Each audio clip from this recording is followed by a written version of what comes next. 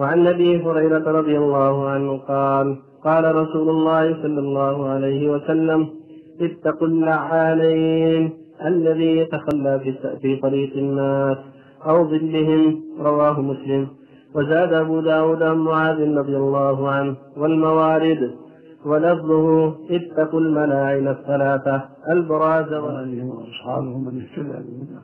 أما بعد، الحديث الأول يدل على وجوب الاستنزاف من البول والحذر من النجاسة، والغائط من باب أولى، قوله صلى الله عليه وسلم استنزفوا من البول فإن عامة على القبر. إن الحمد لله نحمده ونستعينه ونستغفره ونعوذ بالله من شرور أنفسنا ومن سيئات أعمالنا، من يهديه الله فلا مضل له ومن يضلل فلا هادي له، وأشهد أن لا إله إلا الله وحده لا شريك له، وأشهد أن محمدا عبده ورسوله. أما بعد، اللهم علمنا ما ينفعنا وانفعنا بما علمتنا وزدنا علما نافعا وعملا صالحا يا رب العالمين. حدیث نمبر 4 جس کا موضوع ہے ماء کی پانی کی مقدار، پانی کا مقدار وہ کتنا ہونا چاہیے تاکہ وہ معمولی نجاست سے نجس نہ ہو. یہ تقریباً یہ موضوع ہے. اور سابقہ ملاقات میں آخری جو درس تھا اس میں یہ بات واضح کی گئی کہ سابقہ دروس سے سامنے یہ بات واضح ہوئی. نمبر 1 کہ الاصل پانی پاک ہے، کوئی چیز اسے نجس نہیں کرتی. پھر دوسرے حدیث سے ابو امامہ الباہلی رضی اللہ عنہ کے حدیث سے واضح ہو گئی کہ پانی الاصل پاک ہے بالکل، لیکن اگر نجس چیزوں سے، کوئی بھی نجس چیز سے اس کا کیا رنگ یا بو یا ذائقہ بدل جائے تو پھر وہ پانی نجس ہو جاتا ہے. تو اس طرح پہلی حدیث مطلق تھی، دوسری حدیث نے قید کیا.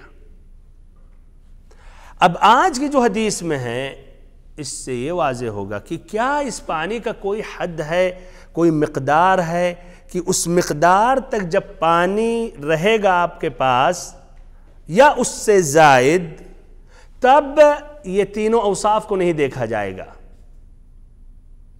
بمعنی رنگ یا کلر یا ایسے ہی اس کا ذائقہ، اگر پانی زیادہ ہے تو یہ تینوں اوصاف جب بدلے تبھی نجس کہا جائے گا، اور اس سے اگر کم ہے تو معمولی بھی نجاست سے اس کو ہم نجس کہیں گے. یعنی واضح کرتے ہیں، مثلا اگر ایک گلاس اگر پانی لایا جائے آپ کے سامنے اور اس میں ایک قطرہ اس میں پیشاب گر جائے تو کیا یہاں کہا جائے گا نہیں تینوں اوصاف میں سے ایک اوصاف بدلے گا تبھی ہم نجس کہیں گے، یا اس لیے پانی کم ہے تو فوراً کہیں گے نجس کی وجہ سے پانی یہ خلاص یہ نجس ہو گیا؟ یہ بھائیو ایک یہ حدیث کا ایک مفہوم ہے، اس کے بھی کچھ اہل علم نے کہا، لیکن چلیے دیکھتے ہیں پوری اور حدیثوں کو سامنے رکھتے ہوئے کہ یہ بات صحیح ہے یا نہیں صحیح ہے. ایک مرتبہ پھر سے حدیث سناتا ہوں. عبداللہ بن عمر رضی اللہ عنہما سے مروی ہے کہ نبی صلی اللہ علیہ وسلم نے فرمایا اذا كان الماء قلتين لم يحمل الخبث وفي لفظ لم ينجس او لم ينجس اخرجه الاربعہ وصححه ابن خزیمہ والحاکم وابن حبان. ترجمہ جب پانی کی مقدار 2 بڑے مٹکوں کے برابر ہو تو وہ نجاست کو قبول ہی نہیں کرتا، اور ایک لفظ ہے لم ینجس یا لم ینجس، ناپاک نہیں ہوتا. بھائیو کتاب کھولتے ہوئے نصوص پر غور و فکر کرتے رہیں تاکہ سمجھنے میں بات آسانی ہو. ابھی ایک سوال آئے گا کہ کیوں ابن حجر رحمہ اللہ نے دوسرے لفظ کو ذکر کیا، یا کہیے دوسرے انداز میں کیا فرق ہے لم يحمل الخبث کی نجاست کو قبول ہی نہیں کرتا اور لم ینجس ناپاک نہیں ہوتا، کیا فرق ہے دونوں میں؟ اچھا، بہرحال عبداللہ بن عمر بن خطاب رضی اللہ عنہ کا ترجمہ یہ بھی ذکر کیا گیا. اسی لیے اب تخریج الحدیث، اس حدیث کے بارے میں کلام بہت ہی طویل ہے بھائیو، بہت ہی طویل ہے. صرف میں ابھی آپ کے سامنے جلایا ہوں تقریباً 4 پیج میں، لیکن میں بہت ہی اختصار کے ساتھ ذکر کر کے آگے بڑھ رہا ہوں. اس حدیث کی روایت جس طرح کی ابن حجر رحمہ اللہ کہتے ہیں اخرجہ الاربعہ. کون مراد ہے الاربعہ سے؟ ہاں، ابو داؤد، الترمذی، النسائی، ابن ماجہ، یہ مراد ہے اخرجہ الاربعہ سے. تو یہ ابو داؤد نے روایت کی اپنی کتاب السنن میں پیج نمبر 21 حدیث نمبر 63 کتاب الطہارہ باب ما ينجس او ما ينجس الماء۔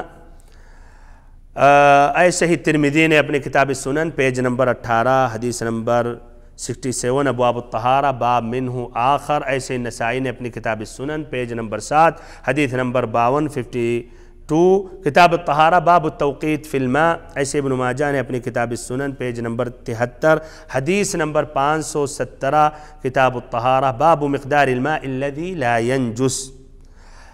بہرحال اس کے علاوہ اور بھی محدثین نے روایت کی اور اس کے طرق اور اسانید ہے، اس میں نہیں جانا چاہتا ہوں، لیکن اب جو خلاصہ ہے وہ ہے یہ حدیث صحیح ہے یا ضعیف ہے، یہ حدیث مقبول ہے یا مردود ہے۔ اس حدیث کے بارے میں کافی اختلاف ہے۔ اختصاراً اکثر اہل علم نے اس حدیث کو صحیح قرار دیا، ان محدثین میں سے جنہوں نے صحیح قرار دیا امام شافعی ہیں، امام احمد ہیں، ابو عبید القاسم ابن سلام الطحاوی الدارقطنی ابن دقیق العید العلائی عبد الحق الاشبیلی۔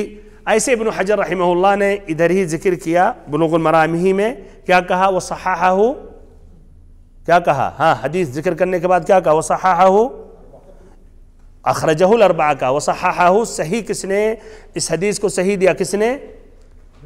ابن خزیمہ و ابن حبان والحاکم۔ اس طرح یہ 10 ہو گئے، 10 ائمہ، ان کے علاوہ اور بھی محدثین نے صحیح قرار دیا۔ الامام الخطابی کہتے ہیں کفا شاہدا علی صحتہ ان نجوم الارض من اہل الحدیث قد صححوه وقالوا به وهم القدوة وعليهم المعول في هذا الباب، کہ اس حدیث کی صحت کے لیے یہ بات کافی ہے یا یہ جو اس زمین کے جو ستارے ہیں اہل حدیث کے، ان کی گواہی کافی ہے، انہوں نے صحیح قرار دیا اور یہ اس کے قائل ہیں، یہی قدوہ ہیں اور انہی پر اعتماد کیا جاتا ہے اس باب میں۔ الخطابی رحمہ اللہ، الخطابی کی بات یعنی حقیقت میں یہ بہت ہی قوی ہے، لیکن اس کے بالمقابل کچھ ائمہ نے اس حدیث کو ضعیف قرار دیا، جس طرح کہ ابن عبد البر نے، ایسے ہی ابن العربی نے۔ اور وجہ کیا کہ حدیث ضعیف ہے، کہتے ہیں اس لیے اس کے سند اور متن میں اضطراب ہے، المضطرب یہ آئے گا انشاءاللہ تفسیر مصطلح الحدیث میں، لیکن اختصاراً ابھی یہ ذکر کروں گا کہ المضطرب کا معنی یہ ہے جو روات الحدیث کا اختلاف ہو آپس میں، اس کی سند میں یا متن میں یا دونوں میں، اور پھر ناممکن ہو کہ جمع کیا جائے ان کی باتوں میں، یا ایسے ہی کسی ایک روایت کو دوسری روایت پر ترجیح دی جائے، یہ المضطرب ہے۔ آپس میں پھر سے ایک مرتبہ اختلاف اور روات الحدیث میں ایک ہی حدیث کو روایت کر رہے ہیں کئی محدثین، کئی رجال الاحادیث، اور سند میں آپس میں اختلاف ہو رہا ہے، کوئی مرفوعاً روایت کر رہا، کوئی موقوفاً، کوئی متصلاً، کوئی مرسلاً، یہ بھی تمام تفصیلات آئیں گے۔ اس کی سند میں اختلاف ہے یا متن میں، اس کے الفاظ میں، اور باتیں ٹکرا رہی ہیں، یا دونوں میں، اور دونوں میں یہ تمام روات کے اقوال میں جمع کرنا یعنی پوری بات کو ایک جوڑ پیدا کرنا اس میں ناممکن ہے، یا ایسے ہی کسی ایک روایت کو دوسری روایت پر ترجیح دینا ناممکن ہے۔ کیوں؟ اسے دونوں برابر ہیں۔ تو انہوں نے کہا یہ مضطرب ہے سند اور متن، لیکن صحیح جو مسئلہ ہے کہ اہل علم نے اس کا جواب دیا اور کہا نہیں، ان احادیث اگر اختلاف جمع ممکن ہے، ترجیح کا بھی امکان ہے، اس طرح اضطراب اس حدیث میں نہیں ہے، اور اس حدیث کو مضطرب نہیں کہہ سکتے ہیں، بلکہ یہ حدیث صحیح اور مقبول ہے۔ اب آگے بڑھتے ہیں، اتنا ہمارے خیال کافی ہے اتنا جاننے کے لیے، زیادہ تفصیل میں بھی بھائیوں کبھی کبھی کیا ہوتا ہے کہ جب آدمی سمجھتا نہیں ہے تو اس کے لیے فتنہ ہو جاتا ہے، فتنے کا باعث ہو جاتا ہے، اسی لیے آہستہ آہستہ علم سیکھا جاتا ہے، ایک ہی ساتھ سب باتیں یا پورا علم نہیں سیکھا جاتا ہے، جس طرح کی امام زہری رحمہ اللہ کہتے ہیں۔ اب اس کے بعد اس حدیث کا سبب کیا ہے؟ ابن حجر رحمہ اللہ نے اختصار کے ساتھ ذکر کیا صرف یہی کہ ابن عمر رضی اللہ عنہما نے کہا نبی صلی اللہ علیہ وسلم نے فرمایا اذا كان الماء قلتين لم يحمل الخبث، کہ اگر پانی 2 مٹکوں کے برابر ہے یا 2 بڑے مٹکوں کے برابر ہے تو نجاست کو قبول ہی نہیں کرتا۔ لیکن سبب حدیث کیا ہے؟ اس حدیث کا سبب کیا ہے؟ جس طرح قرآن کا شان نزول ہوتا ہے تو کچھ حدیثوں کا سبب ہوتا ہے، کوئی وجہ ہوتی ہے، کوئی صحابی آ کر پوچھتا ہے یا کوئی نبی صلی اللہ علیہ وسلم کے سامنے کوئی بات ہوتی ہے، تب پھر آپ صلی اللہ علیہ وسلم حدیث بیان کرتے ہیں۔ سبب جاننے سے حدیث کا مفہوم اچھی طرح واضح ہو جاتا ہے۔ تو عبداللہ ابن عمر رضی اللہ عنہما اس حدیث کا سبب بیان کرتے ہیں جو ائمہ نے روایت کی ہے، لیکن ابن حجر نے اختصار کیا۔ کہتے ہیں ابن عمر سئل رسول اللہ صلی اللہ علیہ وسلم عن الماء وما ينوبه من الدواب والسباع فقال، کہ جب نبی صلی اللہ علیہ وسلم سے سوال کیا گیا اس پانی کے بارے میں جہاں چوپائے اور درندے اس پانی میں یعنی اترتے ہیں اور اس پانی میں داخل ہو جاتے ہیں یا بیٹھنے لگتے ہیں یا خود نہانے لگتے ہیں، تو ایسے پانی کے بارے میں کیا حکم ہے؟ تو آپ صلی اللہ علیہ وسلم نے یہی جواب دیا، اذا كان الماء قلتين لم يحمل الخبث، کہ اگر پانی 2 بڑے مٹکوں کے برابر ہے تو وہ نجاست کو قبول ہی نہیں کرتا۔ تو یہ سبب حدیث ہے۔ اب اس کے بعد اس حدیث میں جو کلمات ہیں، اہم کلمات جس کی وضاحت کی ضرورت ہے وہ واضح کر رہا ہوں۔ اگرچہ ترجمہ کیا جاتا تو واضح ہو جاتی کافی بات، اور اگر وہی عربی میں تشریح کی جاتی تو نہیں، اس عربی میں الگ سے پھر تفصیلاً بیان کیا جاتا ہے، لیکن ترجمہ میں تقریباً شرح کے ساتھ اختصار کے ساتھ پیش کیا جاتا ہے، لیکن تب بھی یہ واضح کرنا بہتر ہے۔ اذا كان الماء قلتين، قلتين کا لفظ آئے، قلتين کا معنی کیا ہے؟ ترجمہ میں تو واضح ہو گیا 2 بڑے مٹکے، لیکن اور اگر وضاحت کیا جائے تو قلتین یہ بھائیوں کیا ہے؟ 2 قلہ ہیں، تثنیہ ہیں۔ اس کا مفرد کیا ہے؟ قلہ بھی ابھی بتا دیا، قلہ ہے، اس کا مفرد قلہ ہے، اور اس کا تثنیہ قلتان ہے یا قلتین، اعراب کے اعتبار سے قلتان آتا ہے یا قلتین ہو جاتا ہے، اور اس کا جمع کیا ہے؟ قلہ قلتان، جمع کیا ہے؟ قلتین، وہی 2 ہو گیا نا، قلتین یا قلتان، قلال، اور جمع اس کا قلال ہے۔ کیوں اس کو قلال، کیوں اس کا نام، اس مٹکے یا بڑے مٹکے کا نام پڑ گیا قلہ؟ کہتے ہیں اس لیے لِأَنَّهَا تُقَلُّ أي تُحْمَلُ وَتُرْفَعُ، اس لیے اس کو اٹھایا جاتا ہے۔ تو عربی میں تقل یعنی تحمل و ترفع، اس لیے اٹھایا جاتا ہے۔ تو یہ مٹکا جو ہوتا ہے اٹھایا نہیں جاتا ہے کندھے پر یا سر پر، تو اسی لیے اس کا نام قلہ پڑا گیا۔ عربی میں قلہ کا معنی ہوتا ہے کسی چیز، یعنی اس سے لیا گیا تقل سے، جس کا معنی ہوتا ہے تحمل و ترفع۔ کچھ روایتوں میں آتا ہے قلال حجر، لیکن یہ روایت ضعیف ہے۔ اور قلال حجر، یہ حجر جو ہے مدینہ کی بستیوں میں سے ایک بستی، ایک گاؤں، نہ کہ البحرین جو آج منطقہ شرقیہ احساء اور دمام کا سائٹ ہے، وہاں بھی حجر کے نام سے مشہور ہے، لیکن اس حدیث میں مراد بھائیوں مدینہ کے ارد گرد قریب میں جو اور گاؤں بستیاں تھیں، ادھر ایک گاؤں کا نام حجر تھا، اور اس کی نسبت سے حجری کہا جاتا ہے قیاساً، یا حاجری کہا جاتا ہے علی غیر القیاس۔ بہرحال اب ادھر بھائیوں یہ قلال اور قلہ 2 مٹکے کتنا، اگر ہم آج کل لیٹر سے حساب لگائیں تو کتنا ہوگا؟ ظاہر بات ہے اس میں اختلاف ہو گیا، اس لیے کہ اس کی تحدید بالضبط تو نہیں آئی۔ یہ آیا کہ 2 بڑے مٹکوں کے برابر، 2 بڑے مٹکے کتنے کلو، کتنا لیٹر اگر بالضبط کیا جائے، اس کے اندر بھی کلام، ہاں 50 لیٹر ہو جائے گا، پورا 50 لیٹر 2 قلہ یا 1 بڑی جو بوٹل ہے نہیں، تو آپ کس اعتبار سے کہیں گے بڑے بوتل ہی مراد ہے اس حدیث میں؟ یہی تو مسئلہ ہے نا کہ اب اس کی تحدید میں اختلاف ہو گیا۔ آپ نے مثلا یہ سمجھا اپنے حساب سے، آپ نے سمجھا کہ بڑا بوتل مثلا، ہاں، لیکن حدیث میں اس کی تحدید تو نہیں ہے۔ 2 بڑے مٹکے، اب 2 بڑے اس کا کتنا ہو سکتا ہے، اسی لیے المہم اختلاف ہو گیا۔ اختصار آگے بڑھتا ہوں۔ تو یہ بھی اگر پوچھا جائے کس اعتبار سے آپ کہیں اٹھایا جا سکے، حدیث میں تو نہیں آیا کہ اٹھایا جا سکے۔ اچھا، اب اٹھانے میں بھی کچھ آدمی بڑا اٹھا سکتے ہیں، عام آدمی نہیں اٹھا سکتے ہیں، تو المہم تحدید کرنا مشکل ہے کہ نہیں؟ لیکن بہرحال یہ اجتہادات ایسے رہے ہیں، تو بہرحال یہ تحدید اس لیے اس کی نہیں آئی کہ بڑے مٹکے کی مقدار بالضبط کیسے ہے، تو اس میں اختلاف ہوا۔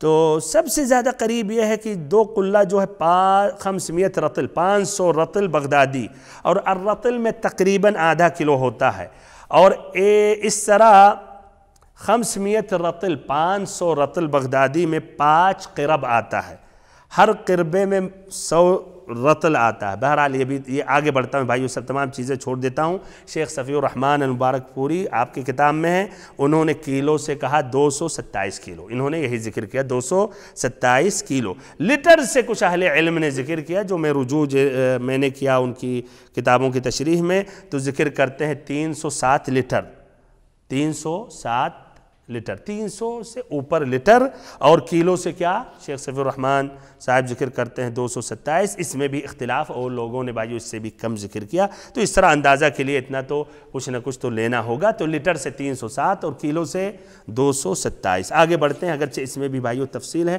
اور کچھ باتیں غیر مفہوم ہیں، اس لیے وہ جو ذکر کیا جائے گا وہ غیر معروف ہیں۔ آدمی آج کل جو استعمال کر رہا ہے، لیٹر استعمال کر رہا ہے، کیلو کر رہا ہے، اس سے سمجھے گا، تو اسی لیے اختصاراً یہی ہے۔ آگے بڑھتے ہیں، اذا كان الماء قلتين لم يحمل الخبث۔ لم يحمل الخبث کا کیا معنی ہے؟ کہ نجاست قبول نہیں کرتا۔ تو لم يحمل الخبث، اگر 2 قلہ سے زیادہ ہے پانی تو نجاست کو قبول نہیں کرتا، یا نجاست اس پر غالب نہیں آ سکتی۔ کیوں؟ اس لیے کہ زیادہ ہونے کی وجہ سے نجاست کو یہ پانی اتنی مقدار میں اس کو رد کر دیتی ہے، یا پانی قبول نہیں کرتی ہے، تو اثر اس نجاست کی نہیں پہنچتی ہے۔ اب غور سے دیکھیں، ابن حجر رحمہ اللہ نے کہا وفی لفظ لم ینجس، ابھی سوال کرتا ہوں لیکن اس کی تشریح کر دوں، لم ینجس یا لم ینجس دونوں صحیح ہے۔ لم ینجس یعنی جیم پر پیش ہو یا جیم پر کیا زبر ہو، دونوں صحیح ہے۔ لم ینجس یا لم ینجس، اگر آپ زبر کہہ رہے ہیں لم ینجس، تو یہ بھائیو باب علمہ یعلمو سے لیا گیا ہے، اور اس طرح ینجسو کا ماضی ہوگا نجسا، نجسا ینجسو، علمہ یعلمو۔ اگر پیش سے کہہ رہے ہیں لم ینجس، تو یہ من باب نصرہ ینصرو سے لیا گیا ہے، یعنی نجسا ینجسو سے۔ المہم دونوں صحیح ہے۔ اب سوال یہ ہے، کیوں ابن حجر رحمہ اللہ نے دوسرا لفظ ذکر کیا؟ پہلے لفظ پر انہوں نے اکتفا کیوں نہیں کیا؟ پھر سے پہلے لفظ میں ہے لم يحمل الخبث، نجاست کو قبول نہیں کرتا، اور دوسرے میں ہے لم ینجس، وہ پانی نجس نہیں ہوتا۔ کیا فرق ہے دونوں میں؟ کیوں ذکر کیا؟ پہلے میں ہے نجاست کو قبول نہیں کرتا ہے، اور دوسرے میں ناپاک نہیں ہوتا، نجس نہیں ہوتا ہے۔ مقدار کی وجہ سے نجس اگر کوئی چیز اس پہ گر جاتی ہے تو اس کا مطلب وہ شامل ہو گئی اس کے اندر۔ اچھا قبول نہیں کرتا مطلب ایک تو وہ چیز اس کے اندر شامل ہو گئی ہے۔ اچھا، آپ قریب ہیں جاب صحیح سا، ٹائم بچاتے ہوئے آگے بڑھتے ہیں۔ اگر آخر یہاں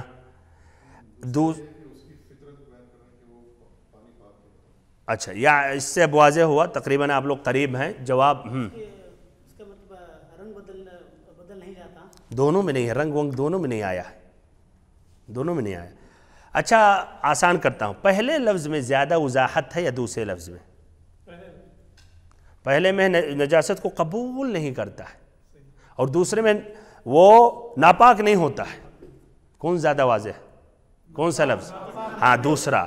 تو اس لیے دوسرا لفظ ذکر کیا ابن حجر نے کہ اس میں زیادہ صراحت ہے، اس میں زیادہ صراحت ہے پہلے لفظ سے، پہلے لفظ سے اس میں زیادہ صراحت ہے کہ وہ پانی ناپاک نہیں ہوتا۔ پہلے میں ہے کہ قبول نہیں کرتا ہے، تو اتنی وہ صراحت اس میں نہیں ہے۔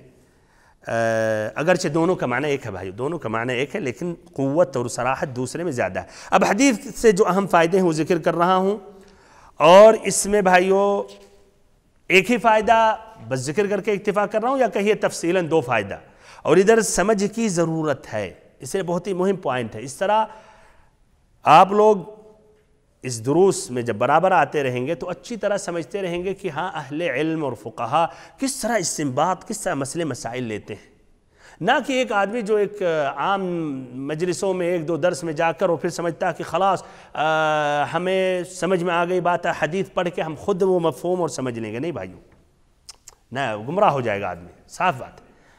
اللہ کے جو مسائل جہاں واضح ہیں، دلیلیں، عقائد کی باتیں، تو بہرحال لیکن جہاں استنباط کی بات ہے تو وہاں سمجھ کی ضرورت ہے، اور اہل علم کے کتابوں کے بغیر ہم فائدہ نہیں اٹھا سکتے، نہیں سمجھ سکتے۔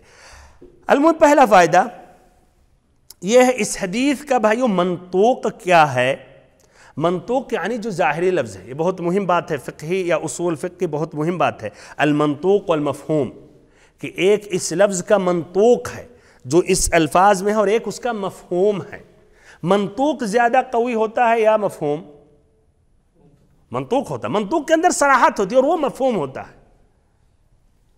جیسے کہ اگر کہا جائے، آپ سے میں کہوں، آپ بھی کھڑے ہیں، آپ کے ساتھ ایک بھائی کھڑے ہیں، ہم نے کہا بیٹھ جائیں، ہم نے جس سے کہا بیٹھ جائے تو یہ تو منطوق ہے نا، منطوق ہے، ان سے کہا بیٹھ جائے، اب اس میں کوئی دوسرا احتمال نہیں ہے، ان سے میں نے کہا بیٹھ جائے۔ اچھا بغل میں جو ساتھی ہیں، ہاں اب یہ مفہوم ہے کہ یار مقصد تھوڑی کہ آپ کھڑے رہیں آپ بیٹھ جائیں، مفہوم ہے، لیکن اشارہ ایک ہی طرح سے، تو یہ مفہوم ہے، لیکن مفہوم منطوق کی طرح نہیں ہے کہ نہیں؟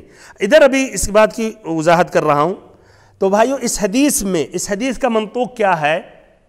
اذا كان الماء قلتين لم يحمل الخبث، کہ پانی اگر دو بڑے مٹکے کے برابر یا اس سے زائد ہے تو نجاست قبول نہیں کرتا ہے۔ تو اس سے کس کا منطوق یہ ہے کہ پانی اگر زیادہ ہے تو نجاست کو قبول نہیں کرتا ہے، اور وہ پانی نجس نہیں ہوتا ہے، چاہے نجاست سے وہ پانی متغیر ہو یا نہیں۔ یہ منطوق یہی ہے نا؟ آپ نہیں کہیے، ابھی اتنا سمجھیں، منطوق کیا ہے کہ پانی ہاں اگر زیادہ ہے، 2 قلہ ہے، تو نجاست قبول نہیں کرتا ہے، چاہے اس کا رنگ بدل جائے نجاست سے، بو ذائقہ، تب بھی نہیں۔ کیوں؟ حدیث کا ہی منطوق ہے کہ نہیں؟ لیکن کیا بھائیو منطوق صحیح ہے؟ یعنی یہی مراد ہے؟ نہیں، یہ مراد نہیں ہے۔ کیوں نہیں مراد ہے؟ بلکہ اگر نجس چیزوں سے اگر ذائقہ یا رنگ یا بو بدل جائے تو کیا کہیں گے؟ پانی نجس ہو گیا۔ یہ کہاں سے ہم نے اس کو قید کیا؟ پچھلی حدیث سے، یا کہیے پچھلی حدیث کے ساتھ جو اجماع نے تقویت دی ہے، کہ اجماع ہے تمام اہل علم کا، اگر پانی نجس چیز سے بدل جائے تینوں اوصاف میں سے ایک وصف تو نجس ہو گیا۔ تو پھر سے ایک مرتبہ المنطوق یہ ہے کہ پانی اگر زیادہ ہے، غور سے سنیں، پانی اگر زیادہ ہے نجاست گر بھی جائے تب بھی نجس نہیں ہوگا۔ لیکن یہ منطوق بھائیو جو ہے، یہ بھائیو غیر مراد ہے، نہیں مراد ہے۔ کیوں؟ اس لیے اجماع ہے اس مسئلے میں کہ نجس چیز سے اگر وہ بدل جائے تینوں اوصاف میں سے ایک تو نجس ہو جائے گا۔ یہ منطوق کی بات ہے۔ اب یہ واضح ہو گیا، آگے بڑھتے ہیں۔ دوسرا فائدہ یہ ہے، اس حدیث کا مفہوم یہ ہے کہ پانی اگر کم ہے یعنی 2 قلہ سے کم، تو وہ معمولی نجاست گر جانے سے پانی ناپاک اور نجس ہو جاتا ہے، چاہے بدلے تینوں اوصاف میں سے کوئی ایک وصف یا نہ بدلے، ہے کہ نہیں؟ یہی مفہوم ہے کہ نہیں؟ منطوق کی بات واضح ہو گئی نا؟ حدیث پر غور کیسے میں کہہ رہا ہوں، حدیث کیوں کھولیں؟ اذا كان الماء قلتين لم يحمل الخبث، پانی اگر 2 قلہ ہے تو نجاست قبول نہیں کرتا۔ اس حدیث کا منطوق یہ ہے ذائقہ بدلے، رنگ بو جو بھی نہیں بدل، وہ نجس نہیں ہوتا۔ لیکن نہیں کہا گیا، یہ منطوق یہ ہے، لیکن وہ دوسری حدیث سے اس کو قید کیا گیا کہ نہیں، نجس چیزوں سے اگر بدل جائے گا تو وہ نجس ہو جائے گا۔ یہ منطوق ہے۔ اسی لیے ہم کئی حدیثوں کو سامنے لے کر ہم مسئلہ بیان کریں گے نا۔ صحیح بات ہے، اگر ہمارے پاس وہ پہلی حدیث نہیں ہوتی، اجماع نہیں ہوتا، یہی حدیث ہوتا تو ہم اس طرح کہتے ہیں ہر پانی اگر 2 قلہ سے زیادہ نجس چیزوں سے بدل بھی جائے تو پاک ہے کہ نہیں؟ لیکن سے اور حدیث آ گئی تو دونوں حدیثوں کو رکھیں گے آپ سامنے نا۔ بالکل اس حدیث کا اگر بس دیکھیں گے تو بالکل اس حدیث کا منطوق یہ ہے کہ پانی اگر زیادہ ہے تو وہ نجس چیزوں سے گر جائے، ایک دم کالا ہو جائے، سڑ جائے، بدبو آنے لگے، وہ نجس نہیں ہوگا اگر 2 قلہ سے زیادہ، اگر مقدار اس کی زیادہ ہے۔ یہی منطوق ہے، بالکل یہی منطوق ہے۔ لیکن کیا یہ مراد ہے؟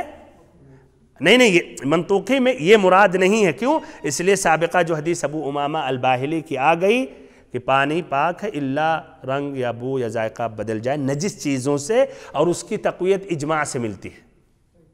اب آگے بڑھتے، دوسرا فائدہ، مفہوم اس حدیث کا یہ ہے، اذا كان الماء قلتين لم يحمل الخبث، اگر پانی 2 قلہ تو نجاست قبول نہیں کرتا۔ اس کا مفہوم کیا ہے کہ 2 قلہ سے اگر کم ہے پانی اگر کم ہے تو کیا ہے؟ مجرد نجاست اگر گر جائے تو وہ نجس ہو جائے گا پانی، ہے کہ نہیں؟ بدلے یا نہیں بدلے؟ کیوں؟ حدیث کا یہی مفہوم ہے۔ پھر سے ایک مرتبہ، پھر سے ایک مرتبہ، حدیث کا منطوق یہ ہے، غور کریں حدیث کے لفظ، اذا کان الماء قلتین لم يحمل الخبث، کہ پانی اگر 2 قلہ ہے یعنی زیادہ ہے تو وہ نجاست کو قبول نہیں کرتا ہے، منطوق یہی ہے۔ اور یہ منطوق میں یہ بھی ہے کہ چاہے بدل بھی جائے نجاست سے تب بھی، اس لیے حدیث میں لم يحمل الخبث، 2 قلہ ہے تو نجاست قبول ہی نہیں کرتا ہے، ناپاک نہیں ہوتا ہے۔ منطوق میں یہ اتنی پوری باتیں منطوق میں ہیں، تو یہ لیکن دوسری حدیث سے اجماع سے ہم نے کہا نہیں، یہ مراد نہیں ہے، نجاست سے اگر بدل جائے گی ہاں تب وہ نجس ہے، ورنہ ہاں یہ حدیث صحیح ہے کہ وہ نجاست کو قبول نہیں پانی یہ کر رہی ہے۔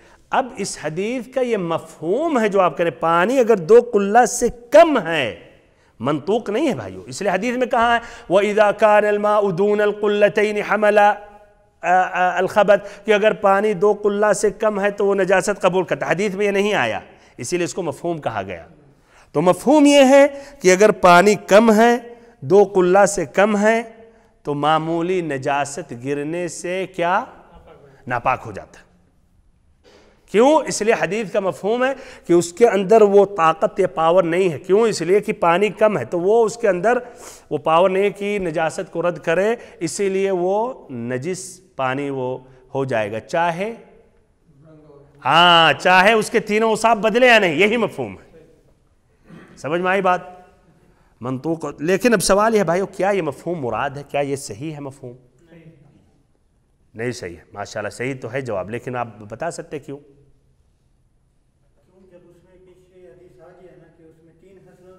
اللہ اکبر، یار تو آپ فقیہ ہیں ایک دم، ماشاءاللہ۔ بہرحال بہت صحیح، آپ پکڑ لیے، یہ اس کی وضاحت کروں گا۔ بہرحال مفہوم یہ پھر سے ایک مرتبہ پھر آگے بڑھتا ہوں اور یہ بتاتا رہوں، منطوق اور مفہوم، منطوق کے اندر قوت واضح ہوتی ہے اور مفہوم بھائیو ضعیف ہوتا ہے۔ تو بمعنی اگر ابھی جیسے میں نے پہلے مثال دیا، اگر 2 بھائی کھڑے ہیں، ہم نے ایک کی طرف اشارہ کر کے کہا رہے حضرت بیٹھ جائیں،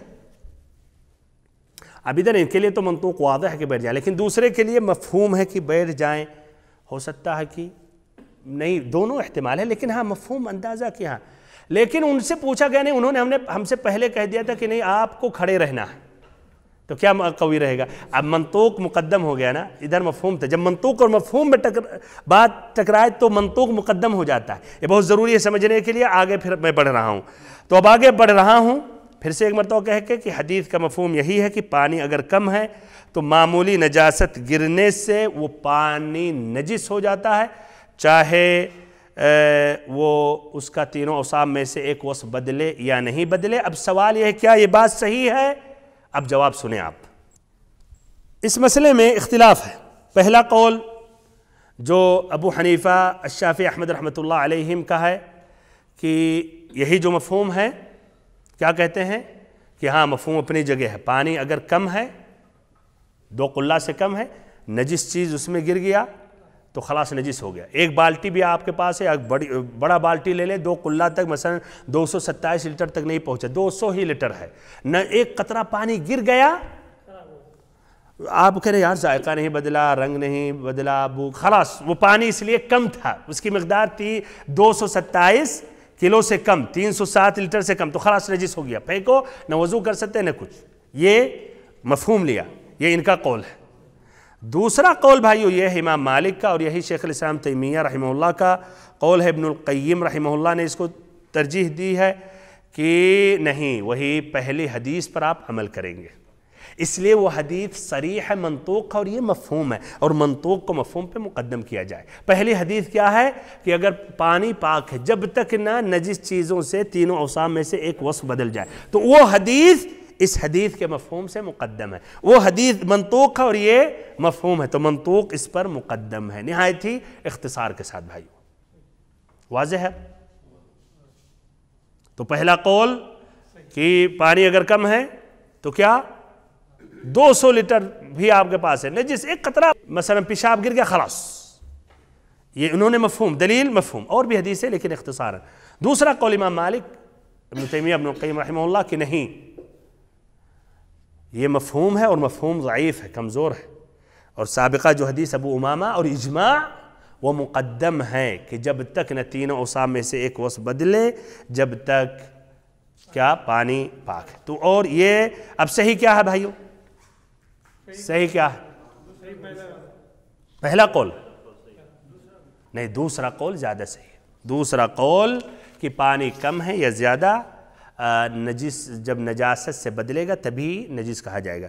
طبعا لا شک ادھر اگر آپ کہنا چاہ رہے ہیں اگر ایک گلاس ہے تو ادھر بھائیو شک قوی ہے ایک قطرے پانی سے نجس ہو جائے، اسی لیے اس کو نہیں استعمال کرنا چاہیے۔ لیکن اگر 100 لیٹر ہے، 200 لیٹر پانی آپ کے پاس سے ایک قطرہ پیشاب ہو گیا تو کیا پورا پانی برباد ہو گیا؟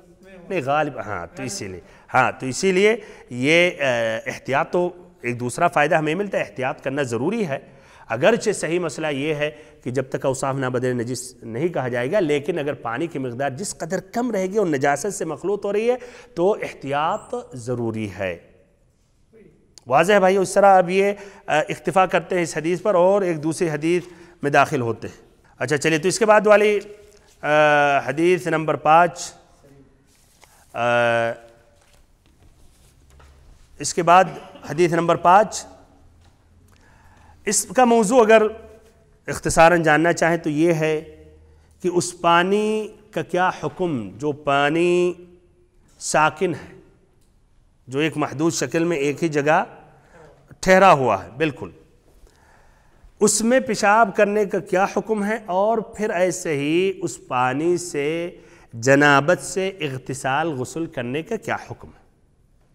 وہ پانی جو کھڑا ہے، ٹھہرا ہوا ہے، ساکن ہے، محدود شکل میں، تالاب کی شکل میں یا سوئمنگ پول جو آج بناتے ہیں، اس کی ثابت ہے، مان لو بند ہے پانی، اس میں یہ نہیں کہ تجدید ہوتا رہتا ہے، تو اس سے وضو کرنے، اس میں پیشاب کرنے کا کیا حکم ہے، پھر ایسے ہی اس سے جنابت سے غسل کرنے کا کیا حکم ہے۔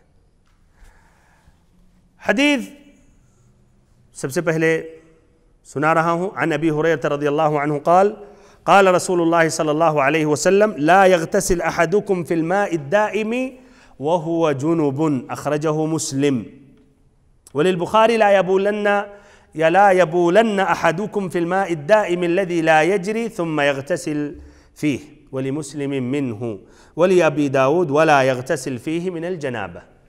بھائیو یہ کتاب دیکھنا ضروری ہے، 4 الفاظ ابن حجر رحمہ اللہ ذکر کرتے ہیں، اور ہمیں اب اتنا تو سمجھ میں ہم سبھی کو آ گیا ہوگا کہ ابن حجر رحمہ اللہ وہ الگ سے جو الفاظ بیان کرتے ہیں صرف فالتو نہیں بیان کرتے، اس کا بھی ایک اعتبار ہوتا ہے فقہی اعتبار سے، اور اہل علم میں جو اختلاف ہوتا ہے اقوال، اس کا اعتبار ہوتا ہے، اسے الفاظ کی وجہ سے کوئی اس لفظ پہ دھیان دیتا ہے، کوئی دوسرے لفظ پہ دھیان دیتا ہے، اسی لیے پورا وہ الفاظ ادھر 4 لفظ بیان کیے ہیں۔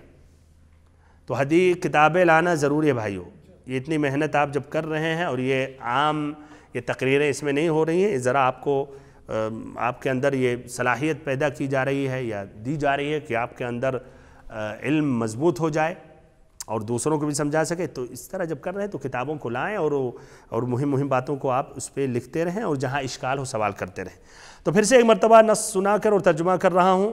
عن ابی ہریرہ رضی اللہ عنہ قال قال رسول اللہ صلی اللہ علیہ وسلم لا يغتسل احدكم في الماء الدائم وهو جنب اخرجہ مسلم۔ تم میں سے جو شخص حالت جنابت میں ہو وہ کھڑے یعنی ساکن پانی میں غسل نہ کرے۔ تم میں سے جو شخص حالت جنابت میں ہو وہ کھڑے ساکن پانی میں غسل نہ کرے، یہ مسلم کی روایت ہے، اخرجہ مسلم۔ وللبخاری، اور بخاری کے لفظ یہ ہیں لا يبولن احدكم في الماء الدائم الذي لا يجري ثم يغتسل فيه۔ تم میں سے کوئی بھی کھڑے پانی میں جو جاری نہ ہو، اس کا اضافہ ہوا ادھر، جو جاری نہ ہو پیشاب نہ کرے اور پھر اس میں غسل کرے، پیشاب نہ کرے پھر اس میں غسل کرے۔ تو ادھر پیشاب کا بھی آیا اور ایسے ہی ماء الدائم کا ذکر کیا، الذی لا یجری، جو جاری نہ ہو، متحرک نہ ہو، بہہ نہ رہا ہو۔ ولمسلم، ایسے ہی ایک مسلم کی روایت ہے منہ کا لفظ آیا، یعنی اس سے کچھ پانی لے کر غسل نہ کرے۔ دیکھیے فیہ کا لفظ ہے بخاری میں اور مسلم میں منہ کا لفظ ہے، ابھی بتایا جائے گا کیا فرق ہے فیہ اور منہ۔ دیکھیں فیہ اور منہ معمولی سے بہت چیزیں بدل سکتی ہیں. ولی ابی داؤد، اور ابی داؤد کے لفظ یہ ہیں ولا یغتسل فیہ من الجنابہ، اس میں غسل جنابت نہ کرے، اس میں غسل جنابت نہ کرے. ترجمۃ الراوی ابو ہریرہ رضی اللہ عنہ، ان کا ذکر آ گیا پہلی حدیث میں درس نمبر 3 میں، اسی لیے اب دہرانے کی ضرورت نہیں. الحمدللہ وہ دروس اول باول یوٹیوب میں اس کو اپلوڈ کر دیا جا رہا، تو آپ رجوع کر سکتے ہیں. اچھا بھائیو، اب اس کے بعد دوسرا نمبر حدیث کی تخریج اور اس کا درجہ. تو حدیث کی تخریج، پہلا لفظ کس نے روایت کی ہے؟ مسلم نے. تو یہ پہلا جو لفظ ہے اس کو امام مسلم نے روایت کی اپنی کتاب الصحیح، پیج نمبر 133، حدیث نمبر 283، کتاب الطہارہ، باب النہی عن الاغتسال فی الماء الراکد. جو طریق ہے ان کا اسناد میں جو آگے جا کر جو طریق ہے وہ عبداللہ ابن وہب کہتے ہیں اخبرنی عمرو بن الحارث عن بکیر ابن الاشج ان ابا السائب مولا ہشام بن زہرہ حدثه انه سمع ابا ہریرہ یقول قال رسول اللہ صلی اللہ علیہ وسلم. یہی الفاظ جو ابن حجر رحمہ اللہ نے ذکر کیا، لا یغتسل احدکم فی الماء الدائم وهو جنب، لیکن اس میں اور اضافہ ہے جو ابن حجر رحمہ اللہ نے ادھر نہیں ذکر کیا. فقال، تو کہا کیف یفعل، تب کیا کرے؟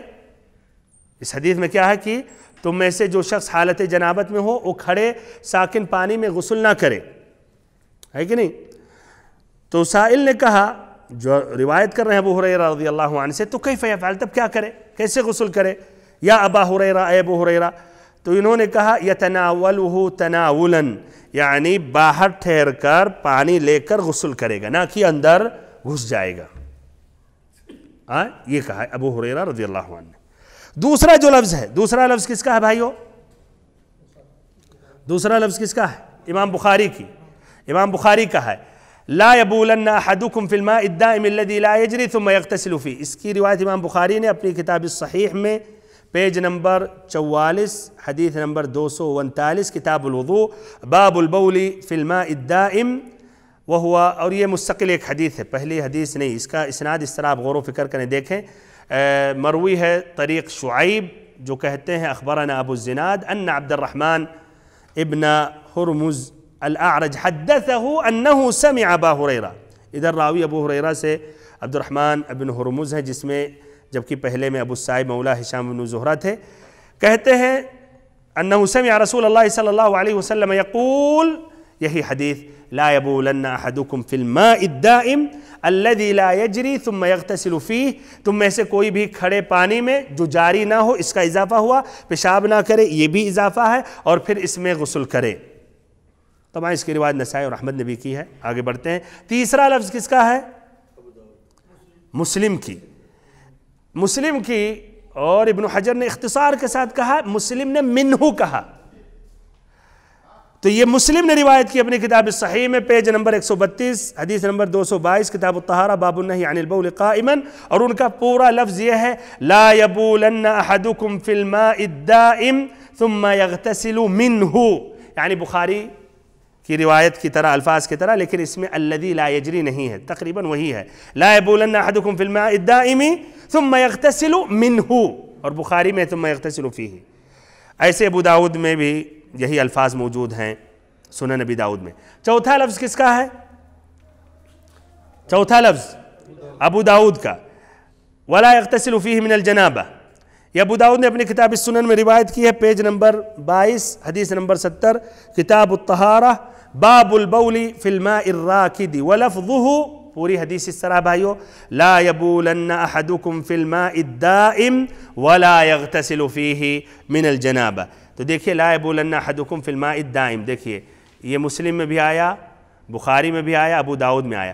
اس لیے ابن حجر نے بخاری کا شروع میں ذکر کر دیا لا یبولن احدکم فی الماء الدائم، تو مسلم میں انہوں نے دہرایا نہیں، نہ ابو داؤد میں دہرایا، صرف جو فرق ہے وہی بیان کیا. مسلم میں کہہ دیا منہ، ابو داؤد میں جو دوسرا جملہ ہے ولا یغتسل فیہ من الجنابہ، یہ ذکر کر دیا.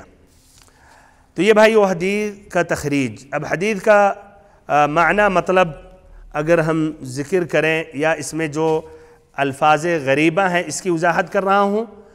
تو پہلی جو حدیث ہے، پہلا جو لفظ مسلم کا ہے، لا یغتسل احدکم فی الماء الدائم وهو جنب، تو لا جو ہے عربی میں اس کو کیا کہا جاتا ہے؟ لا الناہیہ، بہت صحیح، لا الناہیہ، جس سے منع کیا جاتا ہے، روکا جاتا ہے کوئی عمل یا فعل کرنے سے۔ لا تجلس، نہیں بیٹھو، لا تاکل، کھانا نہیں کھاؤ۔ اور اس کے بعد جو فعل یغتسل ہے، یغتسل جزم ہے اس پر، اس لیے جب لا فعل مضارع پر داخل ہوتا ہے تو مجزوم ہو جاتا ہے، اور لا بھائیوں صرف فعل مضارع میں داخل ہوتا ہے اور افعال میں داخل نہیں ہوتا ہے۔ بہرحال لا یغتسل، تو اس طرح اس کا ترجمہ کیا ہوگا کہ غسل نہ کرے۔ احدکم، احدکم تم میں سے کوئی بھی، اور طبعاً یہ احدکم اگرچہ خطاب مذکر کے لیے ہے لیکن اس میں تمام امت کے افراد داخل ہیں، اس میں عورتیں بھی داخل ہیں، اور یہ واضح چیزیں ہیں۔ خطاب قرآن اور حدیث میں آتا ہے مثلا آدمیوں کے لیے، لیکن اس میں عورتیں بھی داخل ہوتی، اللہ کی دلیل ہو کہ یہ خاص ہے مردوں کے لیے یا خاص ہے عورتوں کے لیے۔ لا یغتسل احدکم فی الماء الدائم، الماء الدائم سے مراد کیا ہے؟ ہاں، رکا ہوا، کھڑا ہوا، جو ساکن ہے۔ اس کی تفسیر دوسری روایت بخاری میں آ گیا، کیا تفسیر کیا گیا الماء الدائم کا؟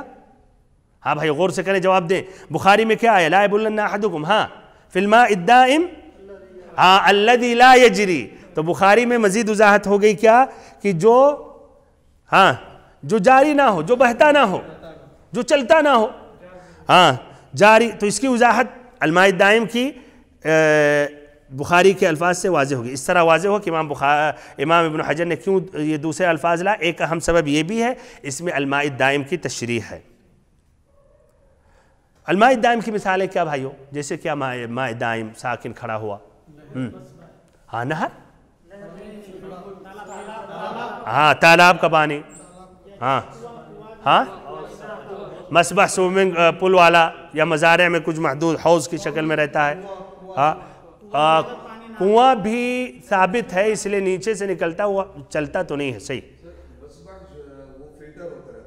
اگر فلٹر نیا پانی آتا ہے تو جاری کا حکم آ گیا اگر اس میں ہے، لیکن اگر مان لے پانی حوض کی شکل میں ہے، رکا ہوا ہے، نیا پانی اس میں تجدید نہیں آ رہا ہے، یا اسی پانی کو دہرایا جا رہا تو وہ بھی ثابت ہی کی طرح ہو گیا۔ مان لے وہی پانی، اگر فلٹر ہو رہا الگ بات، لیکن اسی پانی دوبارہ آ رہا جا رہا تو پھر وہ پانی وہی حکم لے گا، ایک ہی جگہ پہ ٹھہرا ہوا ہے وہ، نہ کہ اب ٹھہرا ہوا، اگر مان لے ہوا، اگر تیز ہوا چل رہی تو اس کا معنی وہ جاری ہو گیا، نہیں، اس کا حکم وہی رہے گا، وہ ٹھہرا ہوا پانی، صحیح۔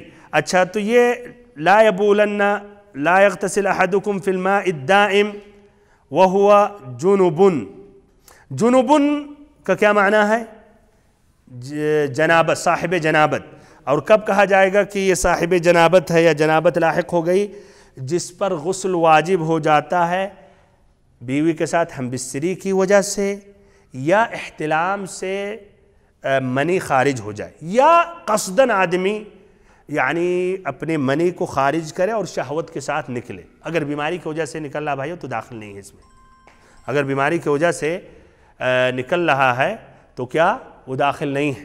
آدمی بیمار ہے، نکل جا رہا تو اس پر غسل واجب نہیں ہے۔ اگر شہوت کے ساتھ نکل رہا ہے، ہمبستری یا احتلام کیا، اور احتلام کے بعد اگر اس نے پانی دیکھا، چاہے اس کو یاد نہیں ہے تب بھی غسل واجب ہے، یا قصداً اس نے اپنے ہاتھ سے کر کے جو مشت زنی کہا جاتا ہے اس سے کیا، تب بھی ادھر پھر غسل واجب ہو۔ الگ مسئلہ شرعی حکم کرنا چاہے نہیں کرنا چاہے، ہمارا اصل موضوع نہیں ہے۔ تو یہ جنابت بھائیو ایک وصف ہے، یہ ایک صفت ہے اس شخص کے بارے میں جس کا منی خارج ہو جائے اپنی مرضی اور اختیار سے، یا ایسے ہی اس نے ہمبستری کی، یہاں تک کہ غسل کر لے اور پاک ہو جائے، تو جب تک نہیں کر رہا جب تک کہیں گے یہ جنابت کی حالت میں ہے۔ بخاری کے الفاظ لا یبولن احدکم فی الماء الدائم الذی لا یجری ثم یغتسل فیہ، ادھر بلا یبولن، لا کیا ہے؟ ناہیہ ہے، یبولن میں نون توکید الثقیلہ آیا ہے، لا یبولن احدکم فی الماء الدائم الذی لا یجری، ثم یغتسل فیہ ہے، اور مسلم میں ثم یغتسل منہ۔ یہ ثم جو ہے بھائیو یہ کس کے لیے ہے؟ الاصل ہے کیا؟ پھر کے لیے، ثم پھر۔ اگر ظاہری لفظ آپ دیکھیں گے تو کیا معنی ہوگا کہ تم میں سے کوئی شخص کھڑے ہوئے پانی میں، ساکن پانی میں پیشاب نہ کرے، پھر اس کے بعد اس میں غسل کرے، یہی معنی ہوتا ہے نا. لیکن ادھر بھائیو ثم، اور یہ آئندہ ملاقات میں واضح کروں گا، ثم ادھر استبعاد کے لیے کہ یہ بہت دور کی بات ہے. یعنی ایک عقل مند آدمی ایسا نہیں کرے گا کہ ایک پانی جو ساکن ہو اس میں پیشاب کرے پھر غسل بھی کرے. اور اس کی مزید وضاحت اب کی جائے گی کہ ان تینوں الفاظ میں ثم یغتسل فیہ، ثم یغتسل منہ، ولا یغتسل فیہ من الجنابہ میں کیا فرق ہے، انشاءاللہ آئندہ ملاقات میں اس کی وضاحت کروں گا. اللہ تعالیٰ سے آخر میں دعا کرتا ہوں کہ اللہ تعالیٰ ہم سبھی کو علم نافع عطا کرے اور ہم سبھی کو دین کا صحیح سمجھ عطا کرے. وصلی اللہ وسلم وبارک علی عبدک ورسولک محمد. السلام علیکم ورحمۃ اللہ وبرکاتہ. محترم دینی بھائیوں، آپ نے ابھی یہ علمی درس سنا، امید ہے آپ کو پسند آیا ہوگا، اور آپ سے گزارش ہے کہ آپ اسے لائک کریں، سبسکرائب کریں، ایسے ہی فالو کریں، اور مزید تفصیل کے لیے ہمارے ویب سائٹ پر وزٹ کریں. اور آپ سے یہ بھی گزارش ہے کہ آپ اپنے اس درس کو اپنے دوست و احباب کے ساتھ نشر کر کے دعوت کے کام میں حصہ لیں. السلام علیکم ورحمۃ اللہ وبرکاتہ.